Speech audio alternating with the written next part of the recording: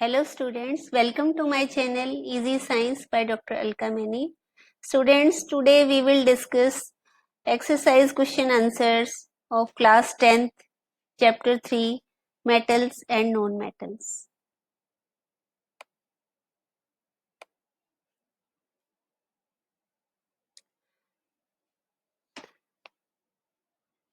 So let's start student. Question number 5. You are given a hammer, a battery, a bulb, wire and a switch. आपको hammer means बच्चों हथौड़ा, आपको एक हथौड़ा, एक बैटरी, बल्ब, कुछ तारे एंड ए स्विच दिए गए हैं. How could you use them to distinguish between samples of metals and non metals. तो आप इन दी गई चीजों को कैसे यूज करेंगे यह पता लगाने में कि कौन सा सैंपल मेटल्स है और कौन सा नॉन मेटल्स. फर्स्ट का आंसर देखते हैं बच्चों. Hammer will be use to find out whether the given element is malleable or not.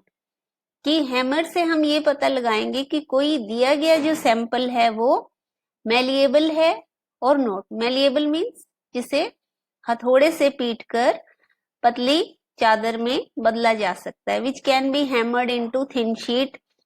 That property is called as malleability. Malleable metals will be metals and non-malleable brittle element will be non-metal.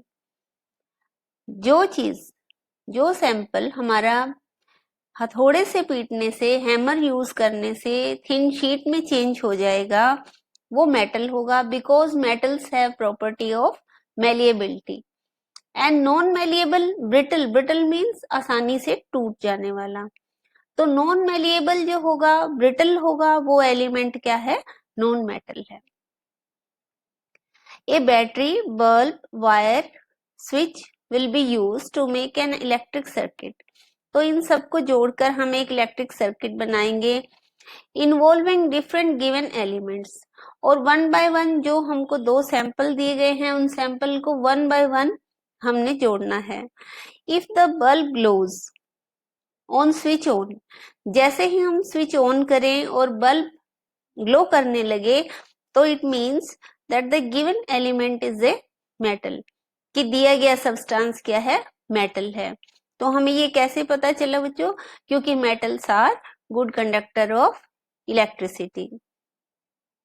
As the metals are good conductor of electric current.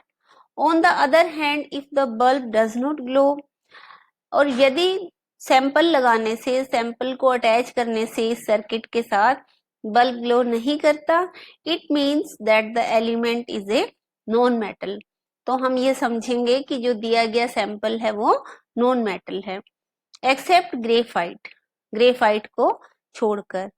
तो graphite जो है वो exceptional है बच्चों, क्योंकि graphite से जो है that is the good conductor of electricity. अब सेकंड क्वेश्चन बी पार्ट करते हैं इसका. Assess the usefulness of these test in distinguishing between metals and non metals. तो ऊपर जो दो टेस्ट हमने किए, एक मैलिएबिलिटी और एक कंडक्टिविटी, तो इन दोनों टेस्ट की क्या उपयोगिता है ये पता लगाने में कि वो मेटल्स हैं या non metals. Both these test are useful in distinguishing between a metal and a non metal, as the metals are good conductor and highly malleable whereas the non metals are not. तो दोनों ही test से हम ये अच्छे से पता लगा सकते हैं, दोनों में डिफरेंस कर सकते हैं, क्योंकि मेटल्स गुड कंडक्टर भी होती हैं और मैलिएबल और हाईली मैलिएबल भी होती हैं, जबकि नॉन मेटल्स जो हैं वो बैड कंडक्टर ऑफ इलेक्ट्रिसिटी होती हैं and brittle in nature, nature में ब्रिटल होती हैं.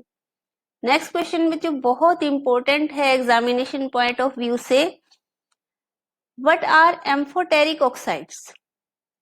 एम्फोटेरिक ऑक्साइड्स क्या होते हैं. Give two examples of amphoteric oxides, और इनके हमको 2 एग्जांपल देने हैं. एम्फो, एम्फो मीन्स जहां भी एम्फो वर्ड आता है उसका मतलब होता है दोनों. जैसे आप बायोलॉजी में करते हैं एम्फीबियंस, तो उसमें भी एम्फ का मीनिंग क्या है? दोनों। एम्फीबियंस कौन होते हैं? जो वाटर में और लैंड पर दोनों जगह रह सकते हैं, जैसे कि फ्रॉग है, क्रोकोडाइल है। तो एम्फो वर्ड वहां भी आया, और यहाँ भी एम्फोटेरिक, यानी ऐसे metal oxides which can react with acid as well as with base, यानी वो दोनों से रिएक्ट कर सकते हैं। किस किस से? एसिड से और बेस से। तो ऐसे ऑक्साइड, ऐसे मेटल ऑक्साइड जो एसिड्स और बेस दोनों के साथ एक जैसा रिएक्ट करते हैं, they are known as amphoteric oxides. ये इनके एग्जाम्पल्स हमने लिखने हैं। Aluminium oxide Al2O3 and second one is zinc oxide ZnO। Next question है बच्चों, name two metal which will displace hydrogen from its dilute acid and two metals which will not. दो ऐसी metal के नाम बताओ जो कि अपने डाइल्यूट एसिड में से हाइड्रोजन को डिस्प्लेस कर सकती हैं, और दो ऐसी मेटल्स जो डिस्प्लेस नहीं कर सकती। Zinc and magnesium can displace hydrogen from its dilute acid, क्योंकि जिंक और मैग्नीशियम जो है रिएक्टिविटी सीरीज में हाइड्रोजन से अबव होती हैं, अबव प्लेस पर होती हैं। तो जो मेटल्स हाइड्रोजन से ज्यादा रिएक्टिव होंगी वो उसे डिस्प्लेस कर सकेंगी, जो हाइड्रोजन से कम रिएक्टिव होंगी वो डिस्प्लेस नहीं कर सकेंगी। So zinc and magnesium can displace hydrogen from dilute acid. इनके सिंबल भी आपको बच्चों साथ साथ याद करने हैं, zinc Zn and magnesium Mg। They can displace hydrogen from dilute acid, dilute acid में से वो हाइड्रोजन को डिस्प्लेस कर सकते हैं। जबकि copper and silver will not displace hydrogen from dilute acids. जबकि कॉपर और सिल्वर जो है वो रिएक्टिविटी सीरीज में हाइड्रोजन से बिलो होते हैं, इसलिए वो डिस्प्लेस नहीं कर पाएंगे। नेक्स्ट क्वेश्चन है बच्चों, in the electrolytic refining of metal M, what would you take as anode, cathode and the electrolyte? जब हम मान लो किसी मेटल M को इलेक्ट्रोलिटिकली रिफाइन करते हैं, यानी विद्युत अपघटन करते हैं, इलेक्ट्रिसिटी की सहायता से उसको हम शुद्ध करते हैं, तो हम उस सारे सेटअप में एनोड किसे मानेंगे, कैथोड किसे मानेंगे और इलेक्ट्रोलाइट में हम क्या लेंगे? तो रिफाइन करना मतलब शुद्ध करना, यानी वो मेटल के साथ कुछ ना कुछ इम्प्योरिटीज जुड़ी हुई हैं। तो इम्प्योर मेटल होगी एक उसके अंदर, तो हम जो इम्प्योर मेटल रोड है उसको क्या मानेंगे बच्चों? एनोड। और जो उससे फिर प्योर मेटल अलग होगी उसको क्या मानेंगे? Cathode. Pure metal is as cathode. और जो उसमें इलेक्ट्रोलाइट लेंगे, soluble salt of metal M as the electrolyte. Next question है बच्चों, Pratyush took sulphur powder on a spatula and heated it. Pratyush ने क्या किया? एक स्पैचुला में, स्पैचुला क्या होता है बच्चों? ऐसा एक स्पून, तो इसमें क्या लिया है? Sulphur powder, and heated it, और इसे गर्म किया। He collected the gas evolved by inverting a test tube over it, as shown in the figure below. उसने एक टेस्ट ट्यूब को ऐसे इन्वर्टेड मीन्स उल्टा, ऐसे उल्टा करके रखा है। जब स्पैचुला में सल्फर पाउडर को हीट कर रहा है, बर्नर से गर्म कर रहा है, तो इसमें एक गैस कलेक्ट हो रही है। अब हमको क्या क्वेश्चन बताना है बच्चों? आंसर बताना है, what will be the action of gas on dry litmus paper, second one moist litmus paper. कि जो ये टेस्ट ट्यूब के अंदर गैस कलेक्ट होगी उसका ड्राई लिटमस पेपर पर क्या इफेक्ट आएगा, एक्शन होगा, और मॉइस्ट अगर हम गीला लिटमस पेपर लेंगे तो उस पर क्या इफेक्ट होगा।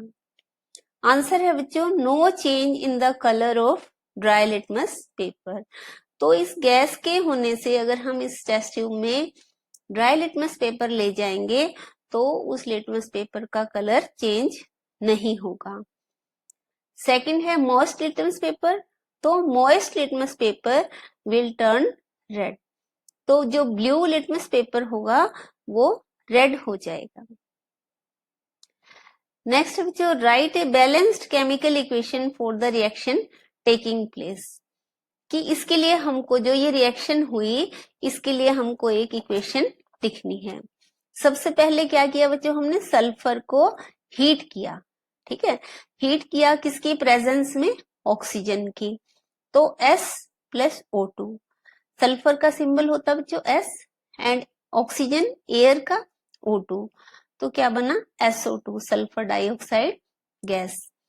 फिर जब ये मॉइस्ट लिटमस पेपर के साथ रिएक्ट हुआ, वाटर से रिएक्ट हुआ, मॉइस्ट मींस नमी, तो H2O प्लस SO2, तो आप इसको काउंट करेंगे हम S H कितने बच्चों हमारे पास 2, H2S और O टोटल कितने, यहाँ पर O2 और यहाँ O1, तो O3 हो गए हमारे पास, क्या बन गया H2SO3, sulphurous acid. State 2 ways to prevent the rusting of iron, दो ऐसे तरीके बताएं जिनसे हम आयरन को रस्टिंग होने से बचा सकते हैं, जंग लगने से बचा सकते हैं। First is by galvanization, by layering iron with a thin film of zinc can prevent its rusting, कि अगर हम आयरन के ऊपर जिंक की एक पतली लेयर चढ़ा लें तो उससे हम इसे रस्टिंग से बचा सकते हैं। जैसे आपने लोहे की बाल्टी देखी हो या फिर एग्रीकल्चर इक्विपमेंट्स देखे हों, तो वो सब हल्के लाइट ग्रीनिश कलर के होते हैं, जबकि वो होते हैं आयरन के बने हुए, तो उनके ऊपर जो लाइट ग्रीनिश सीमेंटेड से कलर की जो लेयर होती है बच्चों, वो उसके ऊपर क्या है, जिंक कोटिंग होती है, जो उन लोहे की चीजों को, आयरन ऑब्जेक्ट्स को रस्टिंग होने से बचाती है।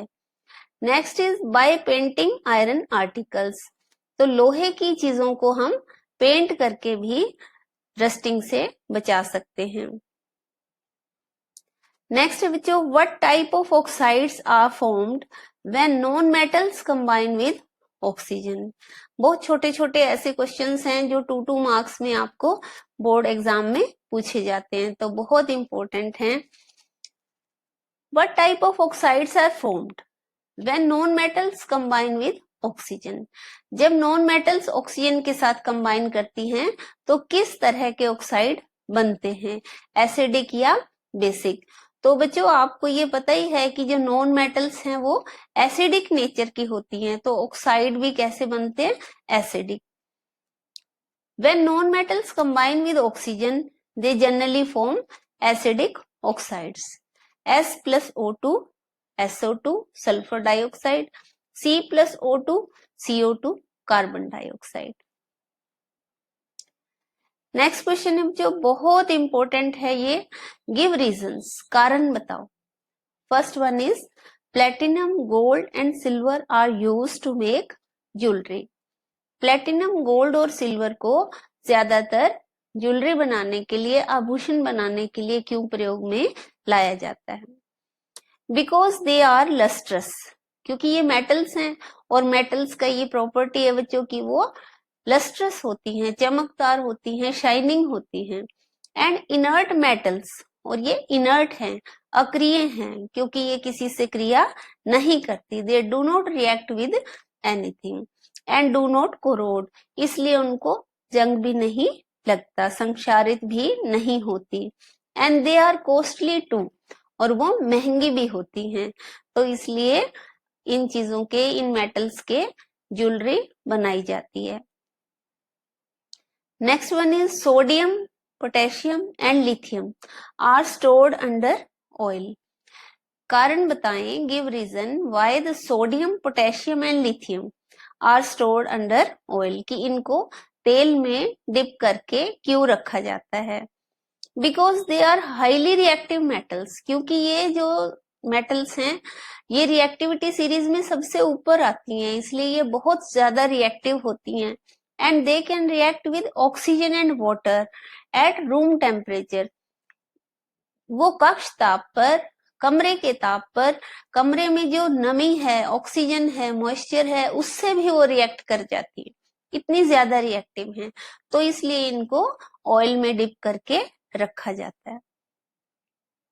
नेक्स्ट बच्चों, aluminium is highly reactive metal yet it is used to make utensils for cooking, कि एल्यूमिनियम बहुत क्रियाशील धातु है, फिर भी इसे जो खाना पकाने के बर्तन हैं वो बनाने के लिए क्यों उपयोग में लाया जाता है।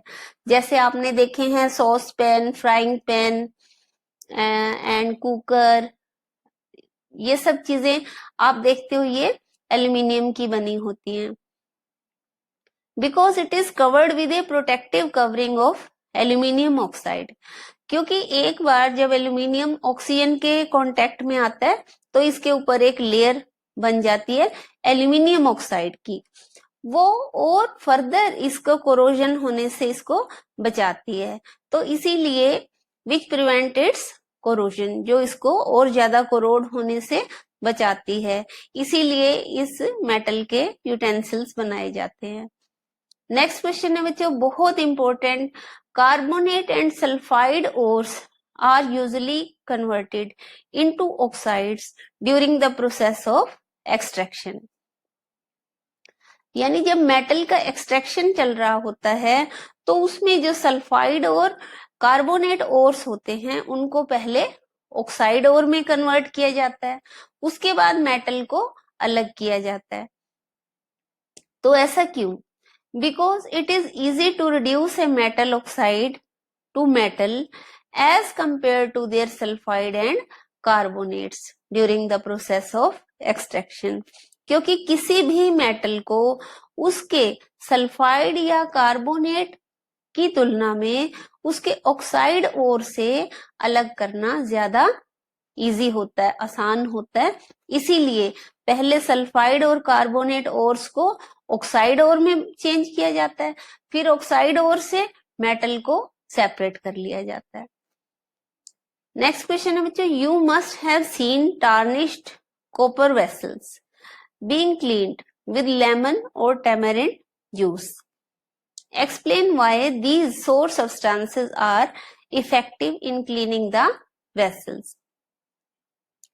तो आपने जो टार्निश्ड मतलब धुंधले पड़ गए, जो आपने कॉपर के वेसल्स देखे होंगे कि जो थोड़े से जिनकी चमक धुंधली हो जाती है, उनको लेमन जूस से या टेमेरिन, टेमेरिन क्या होता है बच्चों? इमली, नींबू या इमली के जूस से साफ किया जाता है।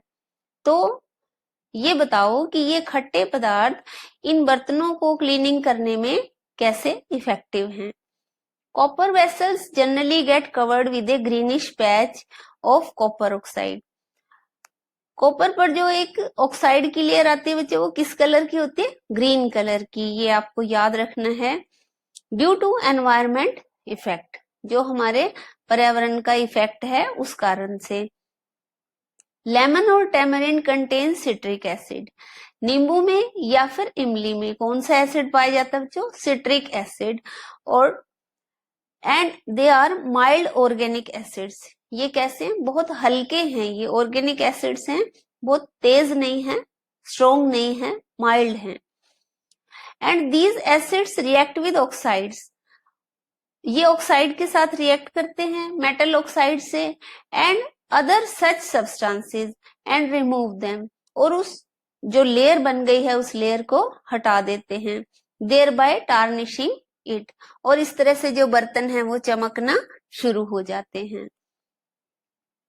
Differentiate between metals and non metals on the basis of their chemical properties, metals और नॉन मेटल्स को उनके रासायनिक गुणों के आधार पर डिफरेंस कीजिए।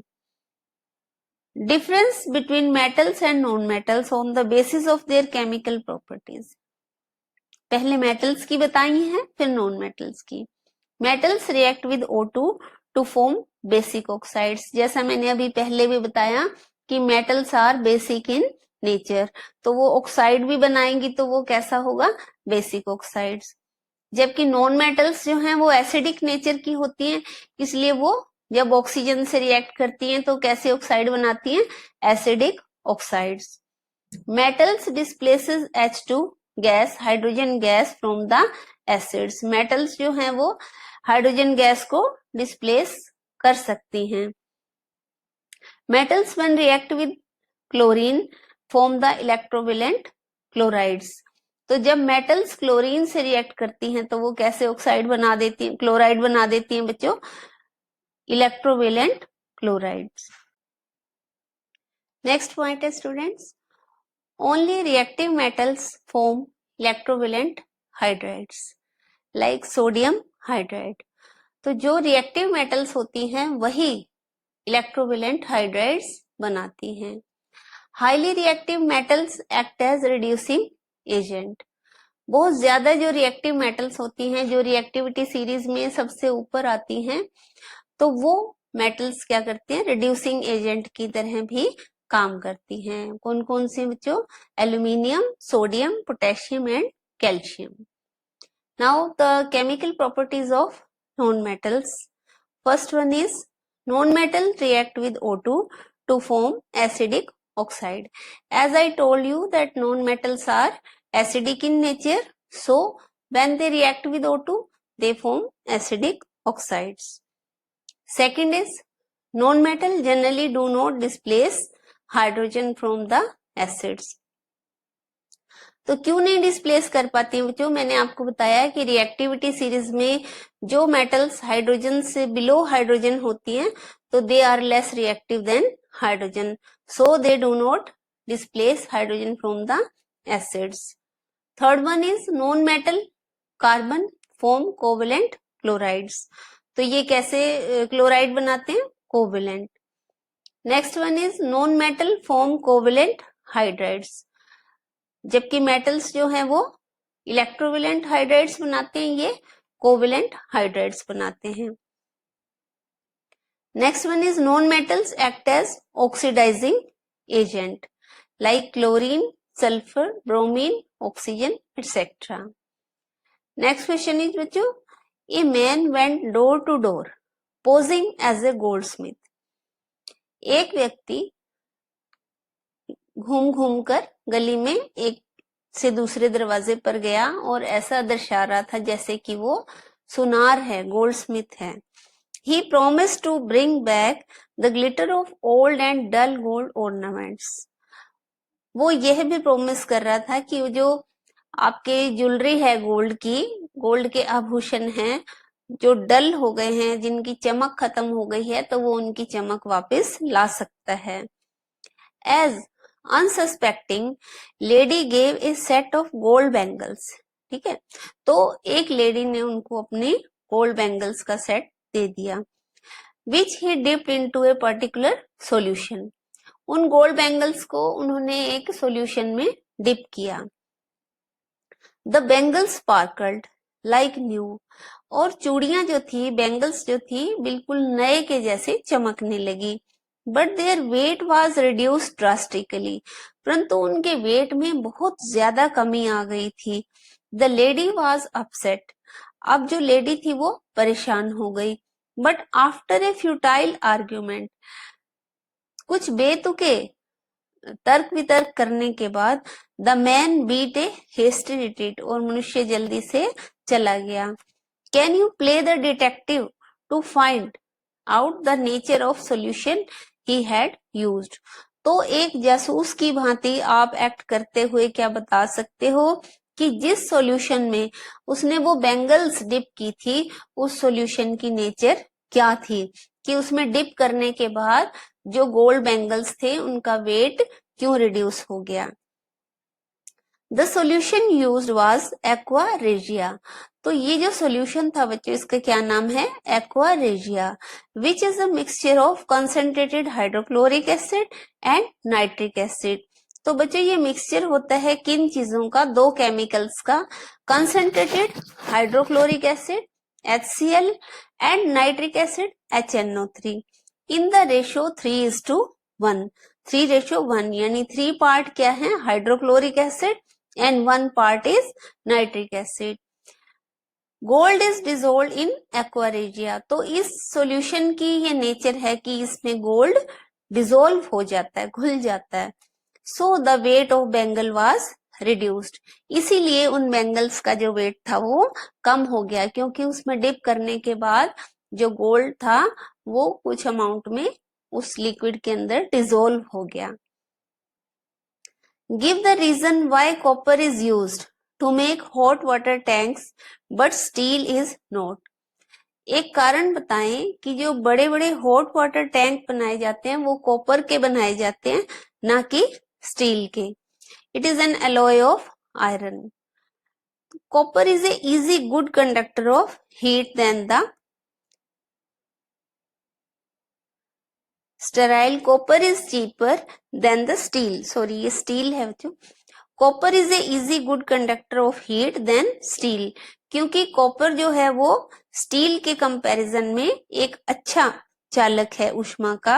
And copper is cheaper than the steel, और कॉपर जो है वो स्टील से सस्ता भी है। And copper do not react with water, और कॉपर जो है वो पानी से रिएक्ट भी नहीं करता। So hot water tanks are made up of copper, इसलिए जो हॉट वाटर टैंक्स हैं वो कॉपर के बनाए जाते हैं। Thank you students. If you like my video then please like it, share it and also subscribe it. Thank you.